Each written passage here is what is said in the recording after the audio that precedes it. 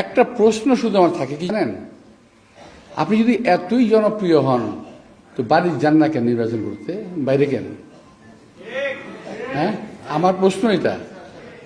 নিজের যে বাসাটা আছে যান না, ওখানে করে নির্বাচনটা। আমি তো আমার বাপের বিরাট থেকে নির্বাচন করতেছি, এখান থেকে আমি আমার মাতৃভূমি বাপের ভূমিতে নির্বাচন করতেছি। কিন্তু যারা ঢাকার দিকে নজর দিয়েছেন, ঢাকা কি একটা আকর্ষণীয় জায়গা? শুধু কথা বলেন। আমি তো জানলাম যে আপনি যারা অনেকেই আছে দেশে যাইতেই পারে না, গেলেই নাকি মাটি ধরে খাই ফেরত আসে, যাইতেই পারে না। আপনি কোথায় এত জমিদারি পাইছেন সেই কোশ্চেনটা আমি রেখে গেলাম।